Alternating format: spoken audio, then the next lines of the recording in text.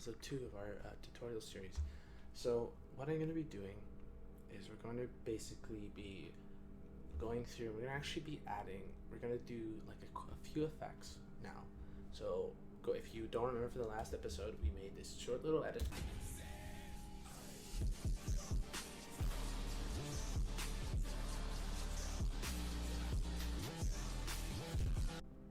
So the last episode obviously was getting acquainted. Now we're going to be adding effects and we're going to be adding some transitions, and we're going to make this look a lot more interesting, right? Because this is very boring to look at, but it does have a cool kind of flow to it, right?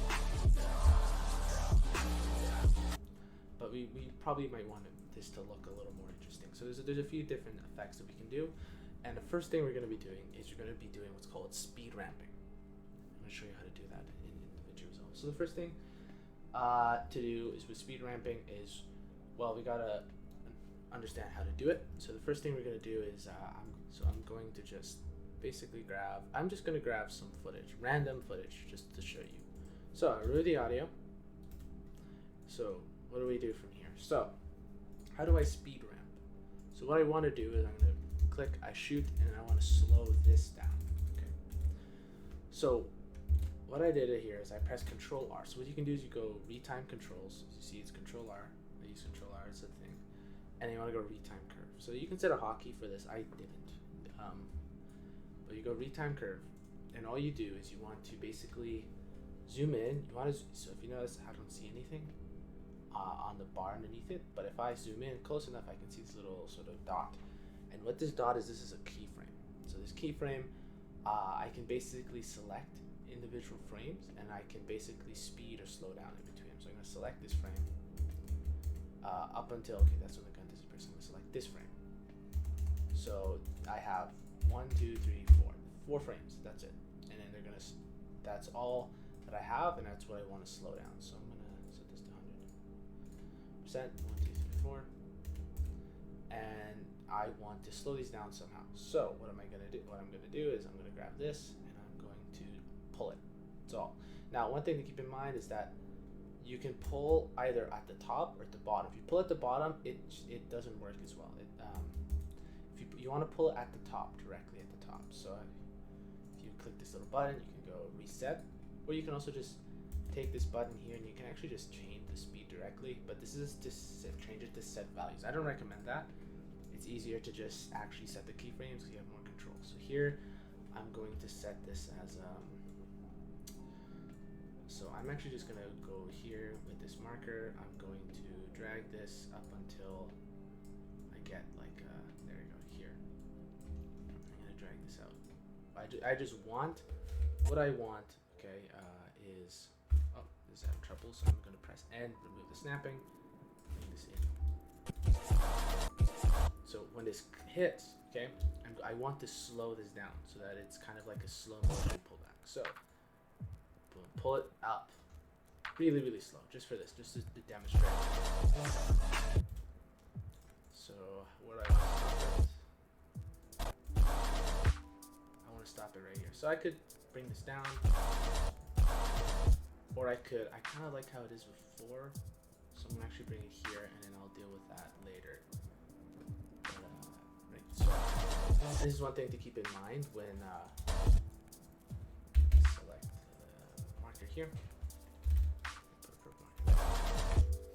And this is one thing to keep in mind when you're doing speed ramping. It's going to basically pull your videos to the right. So if I were to do some speed ramping here, and I wanted to do some stuff, I would have to move all of my clips off to the side just so that they don't get deleted or overwritten. So what do we have? What I'm going to do now is I'm going to basically, I don't know about you, but I don't like how it's kind of like choppy like this, right? So there's something very specific that you want to do. This is what I mentioned in the last episode. It's going to be this optical flow. So if I add this optical flow, you notice that there's frame interpolation now. So it's actually going to be, it's actually a lot smoother. But if you notice, it's kind of a bit awkward. Like there's some parts that move, some parts that don't. So I'm going to do then go motion estimation, enhanced better. the motion looks a lot more smooth. And so this is going to be like your Twixxor equivalent to After Effects. You can just do it directly from here, no third-party plugins. Then scaling, I like to set the fill, and then to resize filter smoother. So it's going to look like this. And I don't know about you, but that looks pretty nice. 1, 2, 3, 4. And then I'm going to cut this clip here. So I like that. I'm going to do the same here, actually. So right in this clip where he dies, I'm going to actually start, I'm going to do exactly what I did there, right here. So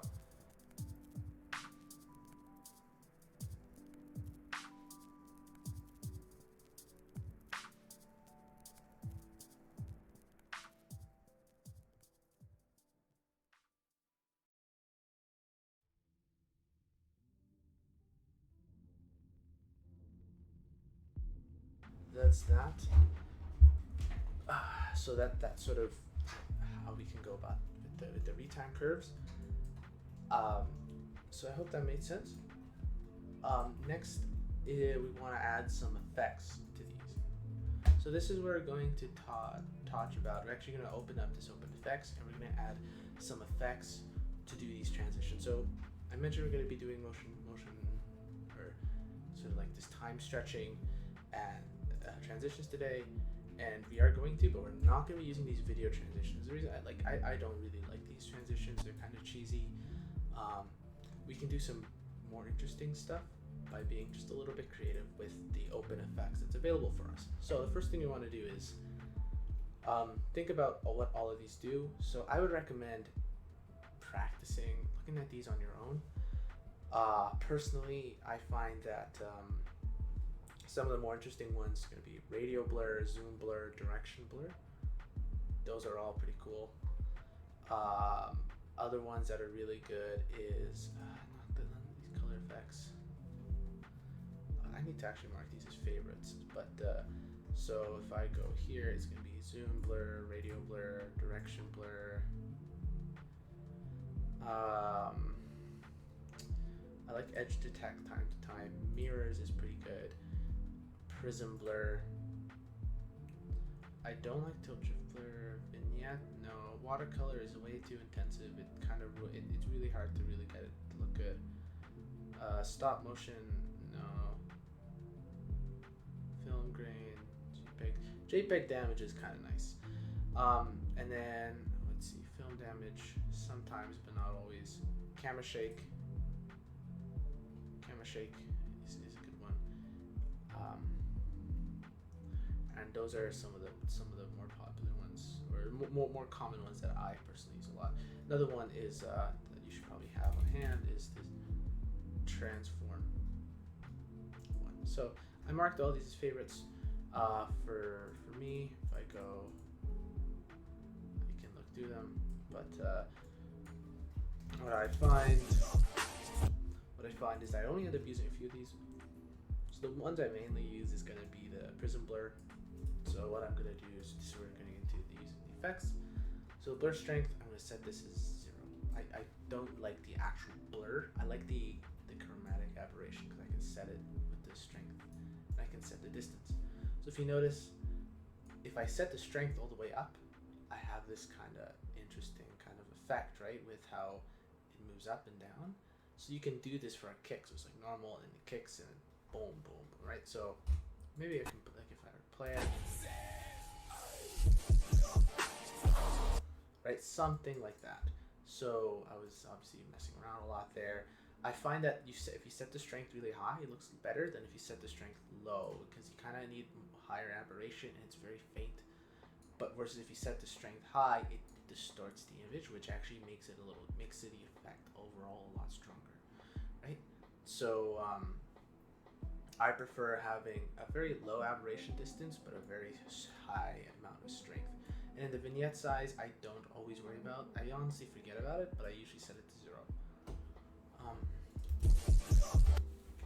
So what you can do now, this is where we're going to do some keyframing. So I'm going to set this, it's going to be 0. By default, it's going to be 0. Then we hit, and I'm going to to select these to be a little higher. Bring this back down to 0, and then all the way right when this hits, I'm going to bring this up. And I go 1, 2, 3, 4, 5 in the end. And right at the end, I'm going to basically pull this up all the way. So you're going to see it's going to look like this.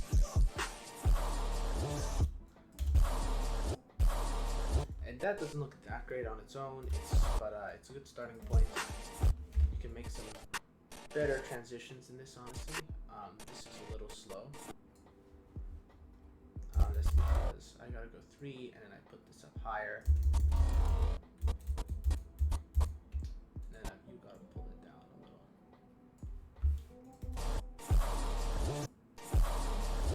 And then one thing to remember is that there's a special order in the way these are applied. So the optical flow is going to be applied before you apply this effect. If I were to go into the color tab or the fusion tab, which we'll do later, the optical flow would be you first apply the color, you first apply fusion, then color, then optical flow, and then whatever effects. So we'll deal with that later.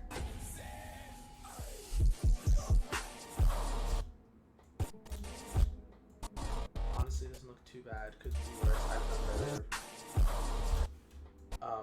The key here, though, is that what we do is we also want to keyframe the zoom and rotation angle. So I'm going to go 1, 2, 3, 4, 5, 6. And I'm going to rotate this.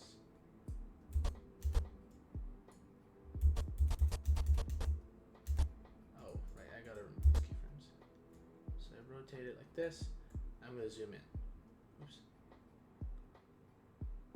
And then I'm going to basically copy over these keyframes.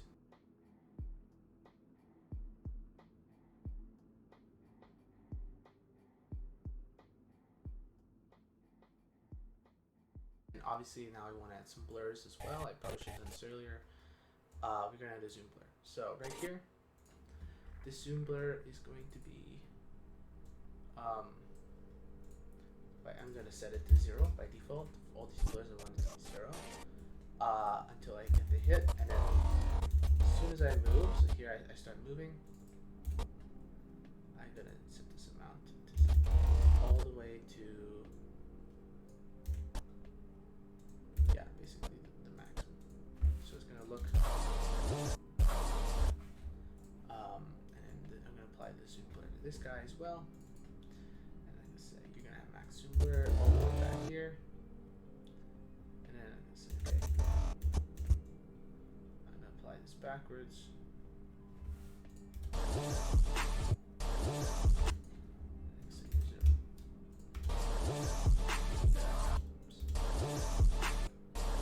So I'm starting to see some playback trouble, as you can see. So what I can do is I go to render cache and set this to smart. And as you can see this red and blue line. So remember, playback, render cache, and this is where you can start to pre-render these images. So it's going to look like this. So you see that blue line means it's fully rendered.